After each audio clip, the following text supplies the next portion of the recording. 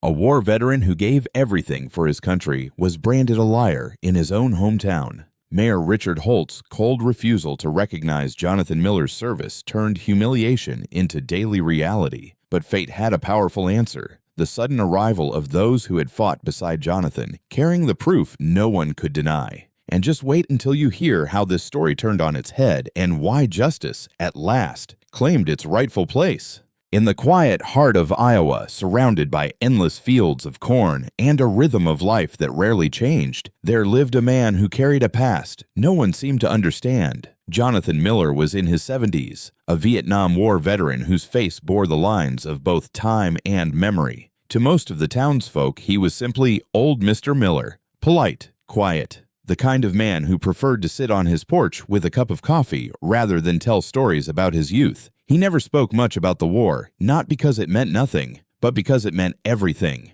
For decades, Jonathan had lived in silence, working odd jobs, keeping to himself, never demanding recognition. But as the years passed, something began to weigh heavier on him than his own aging body: the way his service had been recorded. According to the official archives, Jonathan had been discharged under disciplinary reasons. That one cold line typed decades ago stripped him of recognition as a combat veteran and denied him the benefits and respect he had rightfully earned. To Jonathan, it was not just a clerical mistake. It was a scar on his honor. So, in his later years, he found the courage to fight again, not on a battlefield in the jungle, but in the very town he called home. He began appearing at town council meetings, clutching worn-out papers, yellowed with age, the ink fading but still legible. He laid them out on the blasted wooden table, his hands trembling not from fear, but from determination. "Here," he would say, his voice low but steady.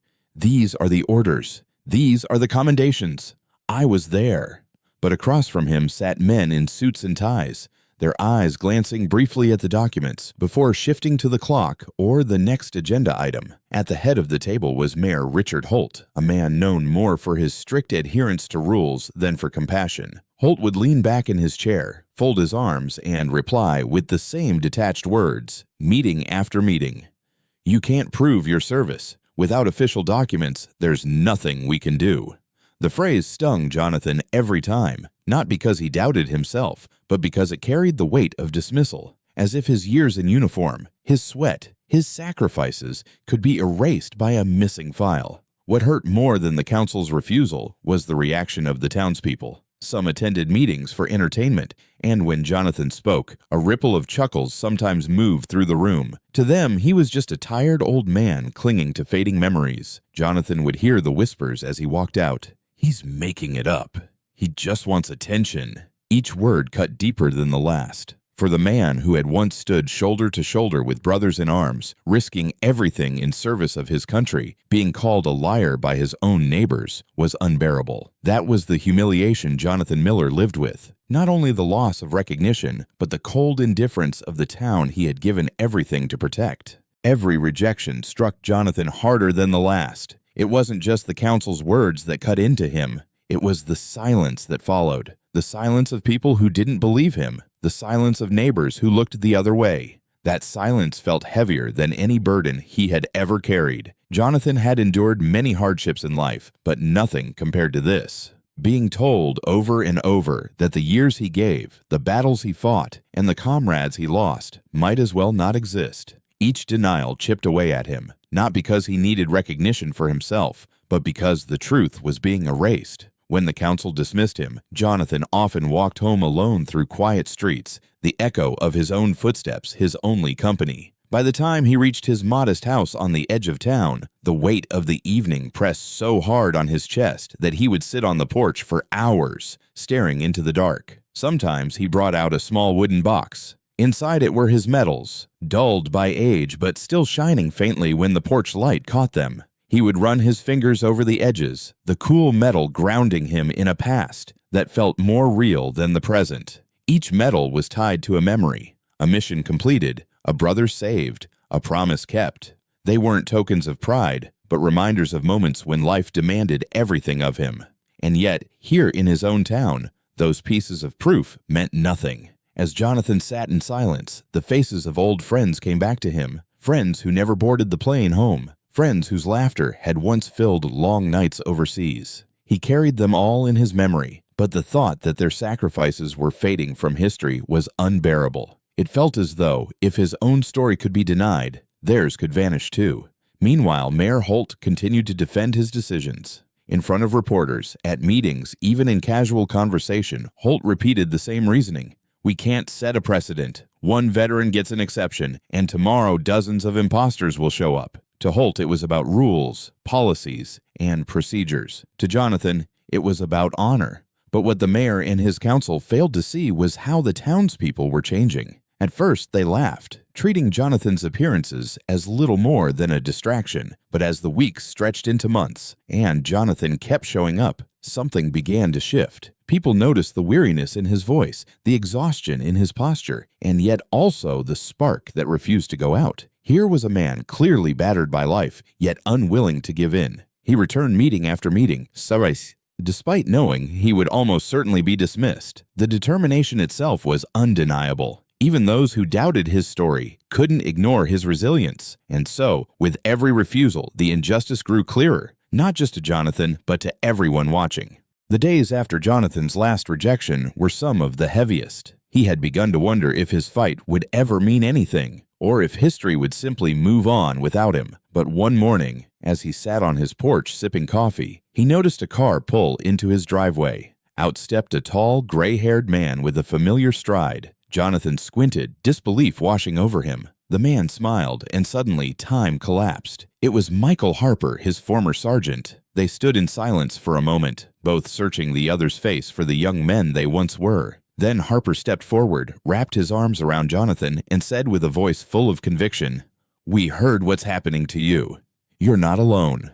Those words hit harder than any rejection ever had, but this time in the best way possible. Jonathan felt something he hadn't in years. Not pity, not doubt, but brotherhood. Within days, the quiet streets of town came alive in a way no one expected. Cars with out-of-state plates lined the curbs. Men and women, veterans of Jonathan's old unit, began arriving one by one, then by the dozen. They carried duffel bags, folders, and carefully preserved binders. Some leaned on canes, others walked with steady confidence, but all of them carried the same fire in their eyes. They had come with proof: photographs taken overseas, letters exchanged with loved ones, official reports signed and dated. Every piece of evidence was like a puzzle piece fitting perfectly into the truth Jonathan had carried alone for so long. The news spread quickly. By the time the next council meeting arrived, the chamber was packed wall to wall. Townspeople filled every seat, lining the aisles standing in the back. The air buzzed with anticipation. When Jonathan walked in, flanked by his old unit, the room fell into an uneasy hush. This was no longer just one man making claims. This was a company of witnesses, a living testament to history. Mayor Holt shifted in his seat, clearly unprepared for what was about to unfold. The veterans laid their documents on the council table, stacking folders, photographs, and letters so high that no official could brush them aside. Then Harper stepped forward. His voice was rough with age, but steady with truth. He looked directly at the council and then at the townspeople. "This man saved my life in 1969. If you say he's not a veteran, then neither are we." A murmur swept through the room. The weight of those words could not be ignored. Jonathan wasn't just defending himself anymore. His story was bound to theirs. His honor was their honor. For the first time in years, doubt flickered not in Jonathan's eyes, but in the faces of the council and the townspeople who had once laughed. The tide was turning. Hope had entered the room, and it was undeniable. The tide had shifted, and once it did, it could not be stopped. Weeks of growing pressure filled the town like a rising storm. Reporters arrived with cameras, veterans organizations sent letters of support, and petitions spread across the state. What had once been dismissed as the stubborn pleas of a single man had now become a cause that no council could ignore. Finally, under the unrelenting weight of truth, the decision was reversed. The council announced what should have been recognized decades ago. Jonathan Miller was an honored combat veteran. His benefits were restored, his service acknowledged, and most importantly, his name was carved into the memorial plaque that stood proudly in the town square, alongside those who had given everything. The day of the ceremony arrived with clear skies, as though the world itself had chosen to bear witness. The square was filled with townspeople, Young and old gathered shoulder to shoulder. Children waved small flags, while older residents stood quietly, waiting for the moment to unfold. Jonathan, dressed in his old uniform that still carried the weight of memory, walked slowly to the front.